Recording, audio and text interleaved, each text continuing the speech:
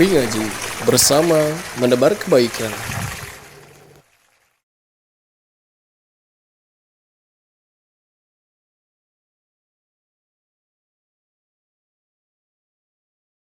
Innal hamdalillah nahmaduhu wa nasta'inuhu wa nastaghfiruh wa na'udzu billahi min shururi anfusina wa sayyiati a'malina may yahdihillahu fala mudilla lahu wa may yudlilhu fala hadiya lahu asyhadu an la ilaha illallah wahdahu la syarika lahu wa asyhadu anna muhammadan abduhu wa rasuluh alladzi la nabiyya wa la rasula ba'dahu اللهم صل وسلم وبارك وأنعم على حبيبك المصطفى ونبيك المجتبى محمد صلى الله عليه وعلى آله وأصحابه أجمعين أما بعد معاشر المسلمين رحمكم الله أوصيكم ونفسي بتقوى الله فقد فاز المتقون فقال الله تعالى في كتابه الكريم أعوذ بالله من الشيطان الرجيم يا أيها الذين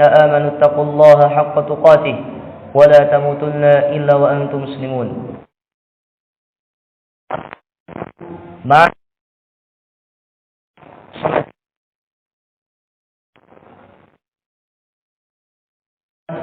yang Allah subhanahu wa ta'ala berikan kepada kita semua. Allah masih memberikan nikmat patuh dan nikmat tunduk kepada kita semua terhadap apa yang Allah Subhanahu wa taala perintahkan untuk kita. Hadirnya kita di sini, duduknya kita di sini, mendengarkan khutbah dari seorang khatib dan mengikuti salat Jumat dengan imam, itu semua tidak lain adalah atau didasari kesadaran kita semua yang merupakan nikmat dari Allah Subhanahu wa taala. Allah masih memberikan kepada kita kesadaran akan kewajiban yang seharusnya kita lakukan. Hadirin jamaah salat Jumat rahimakumullah. Kemudian yang nikmat yang lain adalah Allah Subhanahu wa taala pada detik ini masih menitipkan kepada kita kekuatan pada hati, pada pikiran, pada mental, dan pada fisik kita. Sehingga kita bisa memaksimalkan apa yang Allah berikan ini untuk menjalankan kewajiban penuh rasa bahagia, dengan penuh sukarela, dengan melepaskan dan menyerahkan semuanya hanya untuk Allah Subhanahu wa taala. Ini adalah nikmat yang besar. Kenapa? Karena di antara kaum muslimin, saudara-saudara kita di luar sana, tidak semuanya diberikan kesadaran oleh Allah Subhanahu wa taala. Diberikan kesadaran oleh Allah Subhanahu wa taala, diberikan kesehatan oleh Allah Subhanahu wa taala, diberikan kekuatan mental untuk melaksanakan berbagai rangkaian ibadah dan kewajiban dari Allah Subhanahu wa taala.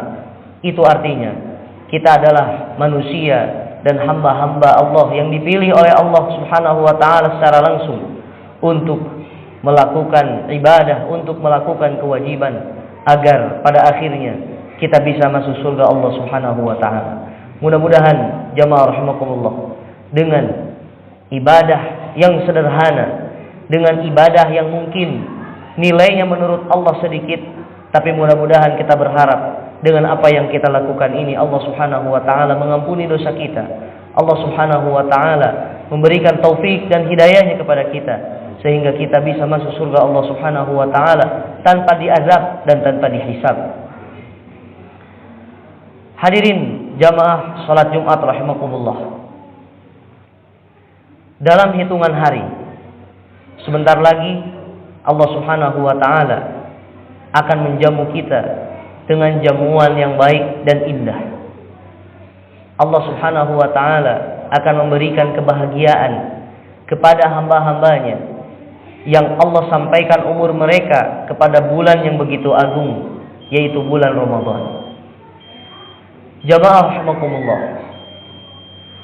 kaum salaf, orang-orang terdahulu, orang-orang soleh terdahulu, Mereka berdoa kepada Allah Subhanahu wa taala 6 bulan, dari 6 bulan, semenjak 6 bulan sebelum Allah sampaikan usia mereka ke dalam bulan Ramadan, mereka sudah berdoa kepada Allah agar usia mereka disampaikan kepada bulan Ramadan. Kemudian selepas bulan Ramadan, mereka berdoa kepada Allah Subhanahu wa taala selama 6 bulan agar Allah Subhanahu wa taala menerima amal ibadah mereka di saat bulan Ramadan. Itu artinya jamaah rahimakumullah, bulan ini tidak main-main. Bukan hanya rutinitas tahunan yang akan datang saja, melainkan banyak di antara kaum muslimin, banyak di antara hamba-hamba Allah tentunya tidak sampai usia mereka kepada bulan Ramadan, dan ada orang yang disampaikan usianya bulan Ramadan bahkan berpuluh-puluh kali bertemu dengan Ramadan, tapi nilainya di depan Allah nol. Tapi nilainya di depan Allah Subhanahu wa taala nihil. Tidak ada nilainya, bahkan menjadi bulan ini menjadi sebuah kemadharatan untuk orang ini. Maka jamaah rahimakumullah, pentingnya bulan ini, pentingnya Syahrullah, yaitu bulan yang Allah Subhanahu wa taala berikan kesempatan bagi orang-orang yang ingin kembali kepada Allah Subhanahu wa taala. Maka momentum Ramadan adalah momentum yang begitu pas untuk kita bisa kembali kepada Allah Subhanahu wa taala, kembali kepada ilmu yang Allah Subhanahu wa taala ajarkan melalui lisan Nabi sallallahu alaihi wasallam. Tentunya kita sudah tahu dan kita sering mendengar akan kewajiban puasa pada saat bulan Ramadan. Kemudian kita sudah pernah sering mendengar bahwa bulan Ramadan memiliki banyak keutamaan. Pintu surga dibuka, pintu neraka ditutup, setan dan para jin yang durjana dibelenggu. Kemudian amal ibadah dilipat gandakan oleh Allah Subhanahu wa taala. Kemudian Allah Subhanahu wa taala akan banyak menyelamatkan hamba-hambanya dari siksa api neraka pada saat bulan Ramadan. Kemudian pada bulan Ramadan terdapat Lailatul Qadar, yang malam tersebut lebih baik daripada 1000 bulan. Tapi pertanyaannya bukan itu. Pertanyaannya adalah, pantaskah kita sampai kepada bulan Ramadan ini atau tidak? Apakah memang kita adalah orang yang dipilihkan oleh Allah Subhanahu wa taala? Tidak hanya dipilihkan dari sisi usia, tapi Allah Subhanahu wa taala tunjukkan kepada kita jalan bagaimana kita bisa masuk surga Allah dengan Ramadan ini. Apakah Bapak, apakah jamaah, apakah saya termasuk orang yang pantas mendapatkan bulan Ramadan? Apakah kita memang tidak hanya usia saja yang Allah sampaikan, tapi benar-benar hati dan ibadah kita Allah sampaikan kepada sebuah derajat di mana para ahli ilmu, di mana para ahli orang-orang yang beribadah, mereka bersujud, mereka puasa, mereka membaca Al-Quran, mereka tadarus Al-Quran, mempelajari isi Al-Quran, mereka tadabbur. Apakah kita sampai ke makom ini atau tidak? Atau hanya yang kita dapatkan sebatas haus dan capainya saja saat kita melaksanakan ibadah puasa dan ibadah qiyamul lail?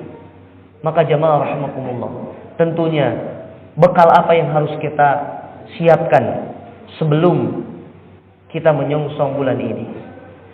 Para ulama telah menjelaskan bahwa bekal yang harus disiapkan oleh seorang mukmin sebelum dia sampaikan umurnya oleh Allah Subhanahu wa taala kepada bulan Ramadan, yang pertama adalah berbekal taubat.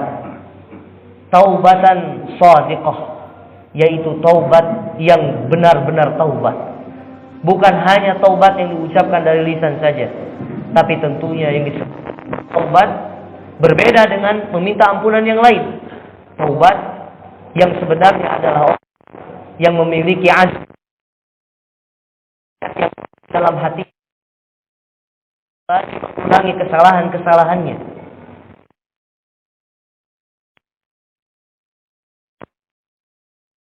Tauladan kita, Rasul kita, risalah penerang untuk diri kita semua. Kita beriman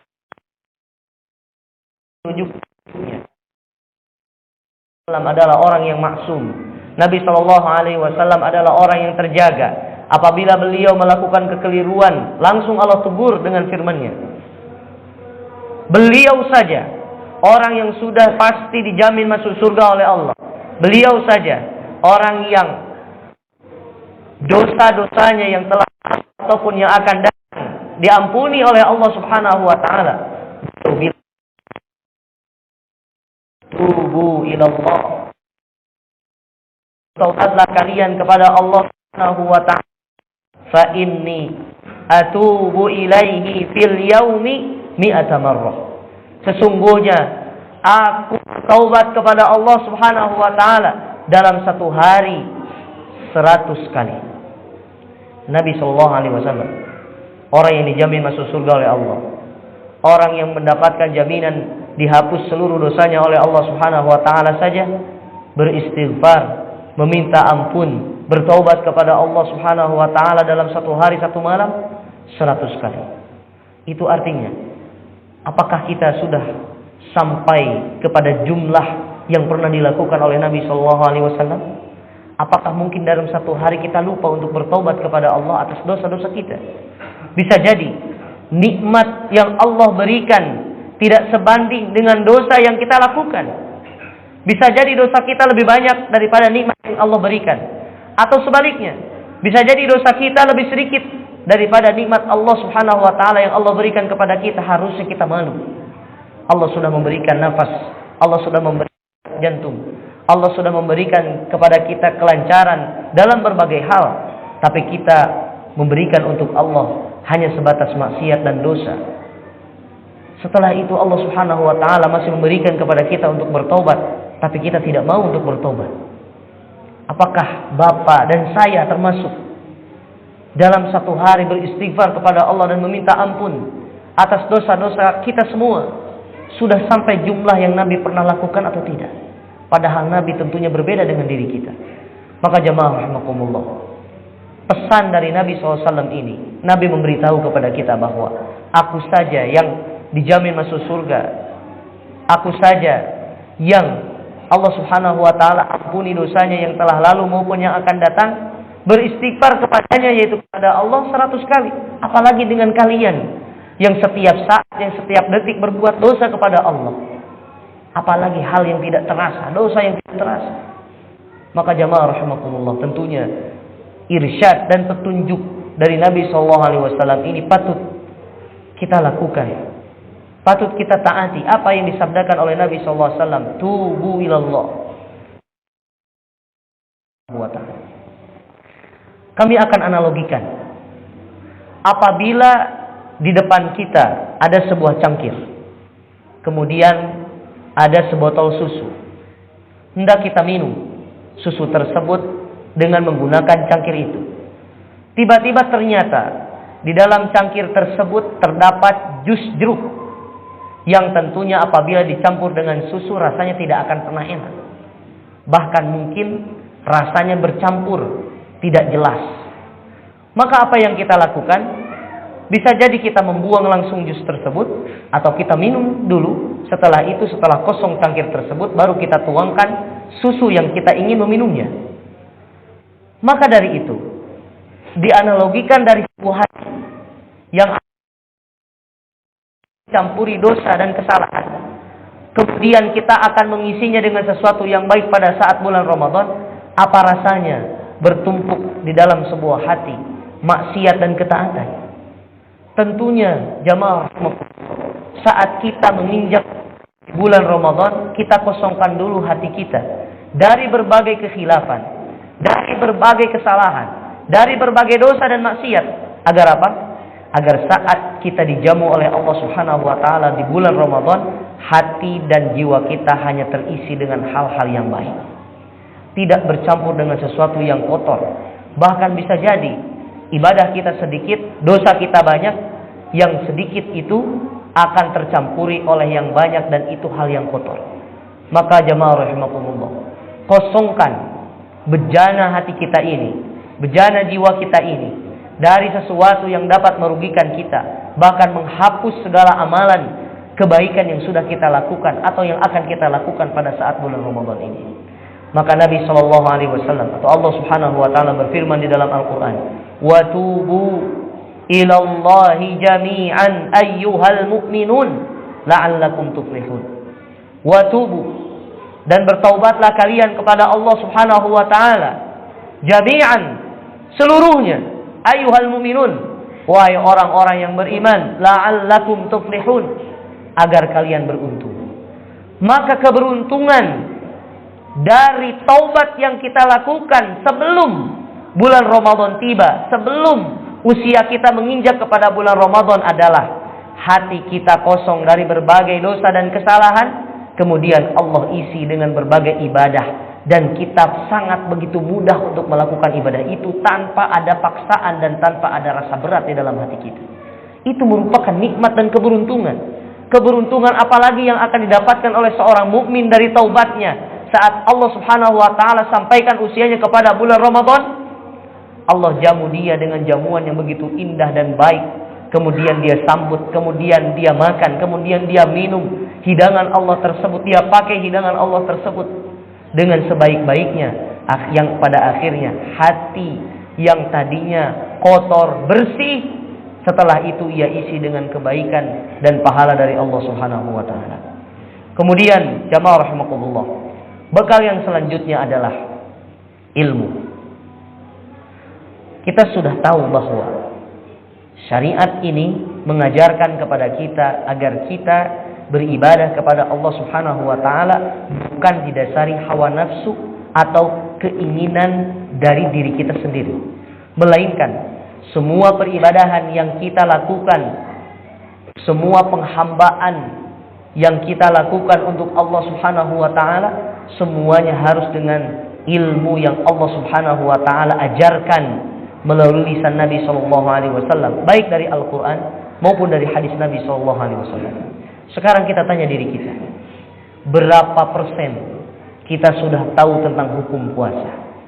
Berapa persen kita sudah tahu tentang hukum apa yang menjadi pembatal puasa?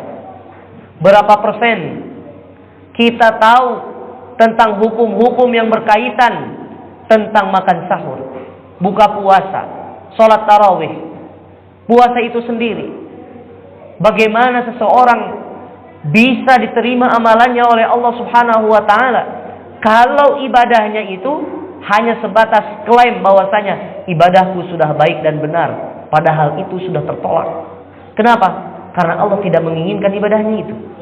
Karena Allah tidak mau dia beribadah seperti itu. Karena Allah tidak ridho dan tidak rela. Karena itu bukan yang Allah inginkan dari orang tersebut. Maka jamaah rahimakumullah, ilmui Ramadan ini bukan hanya sebatas puasa dan dahaga yang kita tahan, rasa lapar yang kita tahan. Bukan hanya itu. Tapi ada sesuatu yang harus kita ilmui, bahwa puasa kita ini akan rusak, dan yang merusaknya adalah diri kita sendiri. Bukan puasa yang Allah nilai, bukan laparnya yang Allah nilai, bukan dahaganya yang Allah nilai. Buktinya banyak orang yang lapar, buktinya banyak orang yang kehausan saat bulan Ramadan, tapi Allah bahagiakan dengan surga. Tapi Allah bahagiakan mereka dengan waktu yang mereka bisa manfaatkan untuk membaca Al-Quran. Maka lihat saja nanti saat kita di bulan Ramadan, Allah Subhanahu wa taala berikan kepada kita, apakah kita bisa memanfaatkan waktu istirahat tersebut untuk beribadah kepada Allah Subhanahu wa taala atau tidak? Kalau misalkan tidak bisa memanfaatkan itu, berarti kita belum bisa mengilmui arti sebuah Ramadan.